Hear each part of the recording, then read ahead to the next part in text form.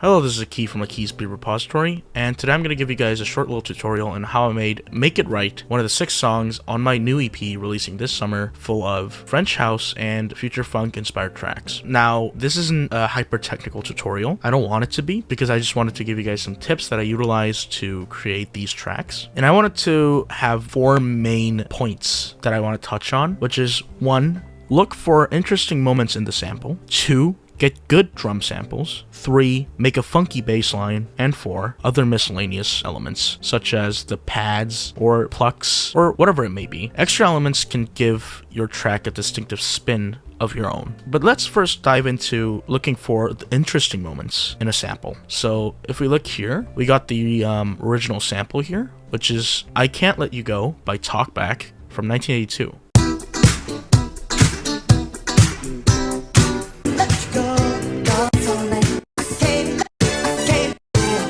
But yeah, it's just a typical 80s soul funk groove. What I wanted to touch on in this video is how to improve your sample chops. It might sound kind of obvious, but you just gotta look for interesting moments in the sample. Chop them and arrange them through trial and error into a solid groove. So for example, if we look at these purple bits, which I've labeled here, that's a cool bit of sample.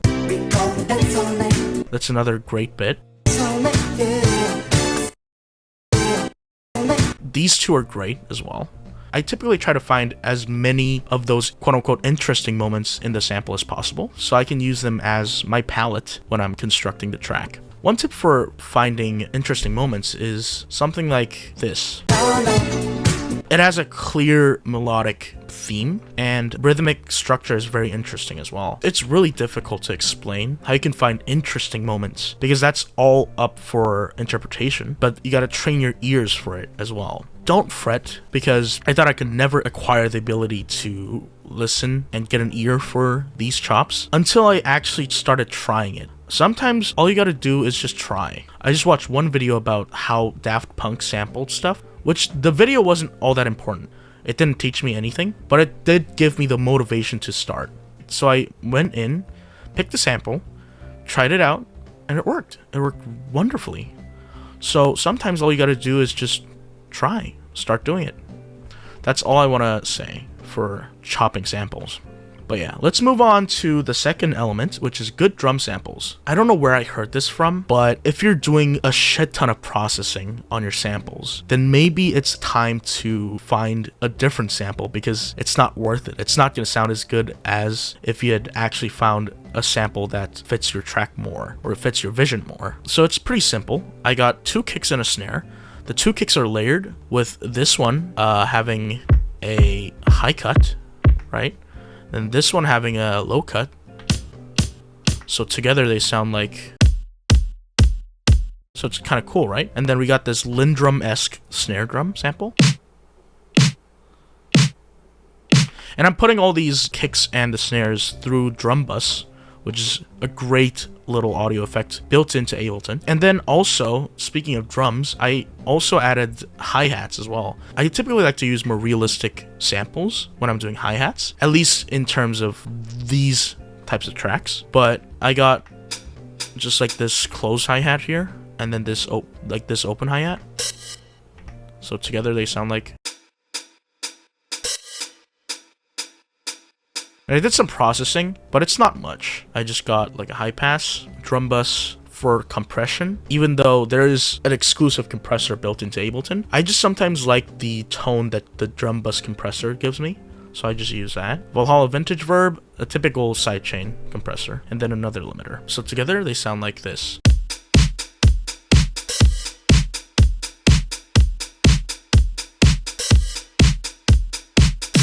Okay, moving on to the next element, which is a funky bass line. But a key, I don't know how to create a funky bass line. Where should I even start? I don't even know. It's totally fine.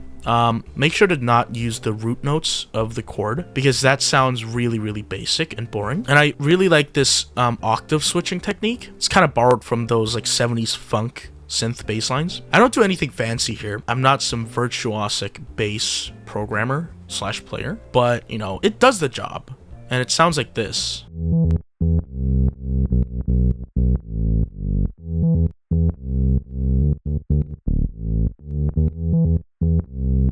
You can see these like octave jumps, right? These are really crucial for introducing variation to something that could sound boring potentially. So if I did an E and then another E and then another E, so 3 E's in a row, but this one was on the same octave as these other two, it would sound incredibly boring. It sounds like this right now, right? But if I put this down an octave, that is not the same, right? So the overuse of this octave technique can create a monster that could sound potentially very, very annoying. However, if you use it in just the right amounts, you will make a really cool bass line. And then for the B section, because the sample chops were pretty repetitive and didn't have many variations in the harmonic structure, I just had to improvise a line that was just made of A's and then a couple B's at the back because of the change in the sample. And I utilized the octave switching technique very effectively here.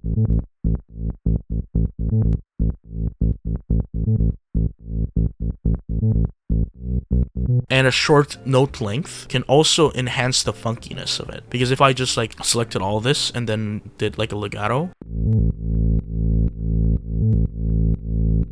it doesn't sound the same, right? It doesn't sound as funky. But if I just do like the regular version, it's got that groove going, you know what I mean? It really brings out the groove and the funkiness out of the bass lines. Next up is other miscellaneous elements, such as this guitar pluck.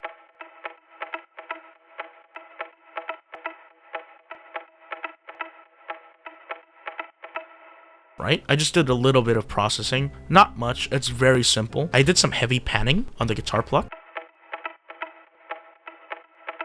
like auto pan, because that creates a more interesting sonic image instead of just being like this monotonous, stale kind of vibe. And then I did these DX7 bells. I call them DX7 bells even though they are from the OP6 plugin version from Korg. The preset is called Maverick Bells. This sounds a lot like popular DX7 patches of the 80s, and also kind of sounds like Sonic, because the Sega Genesis and the DX7 and the OP6 use the same kind of technology, which is frequency modulation synthesis. But it sounds like this.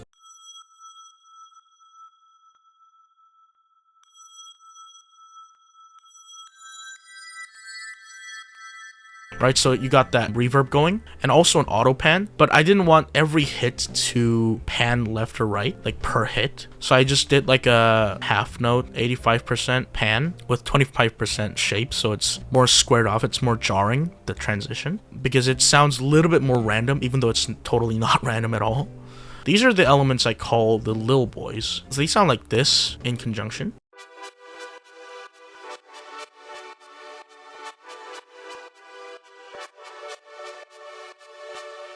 These are meant to complement the sample and its chords, because if you see here, I do like a pretty aggressive low cut. So a lot of the lower frequencies of the chords get cut out from the sample, leaving it kind of blank and stale sounding. So I add these to hopefully bring that back a little bit. And it consists of these 3 elements. So this one is Juno 60, like a brass stab, pan to the right a little bit.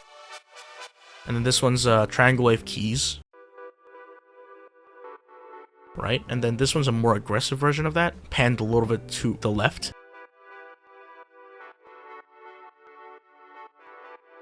I panned it like 35, 9, and then minus 25. Even though it looks like random values at first, it actually creates a more balanced stereo image.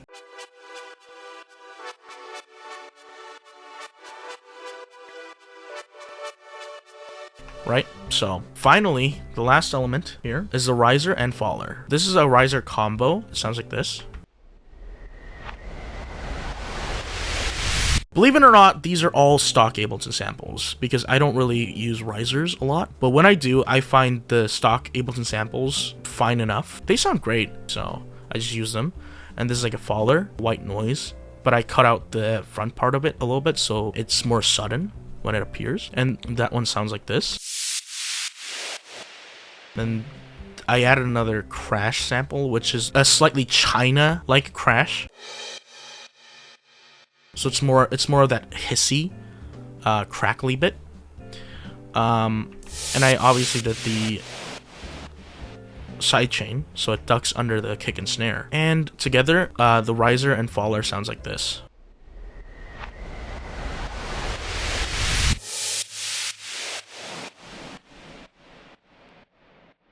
And there we go. That's the whole track done. Those are some of the tips I would like to give when creating these types of tracks. But do keep in mind that I am not a professional. I just do this for fun. So my techniques are god-awful at best. Do not take my word as gospel, but I do still believe there are certain elements to what I said today that could be immensely helpful to producers that are starting out. But yeah, I hope you guys found this tutorial helpful, or at least interesting. And depending on what you guys say, I might make more of these, I might not, we'll see. But thank you guys for watching, and I'll see you next time? Maybe.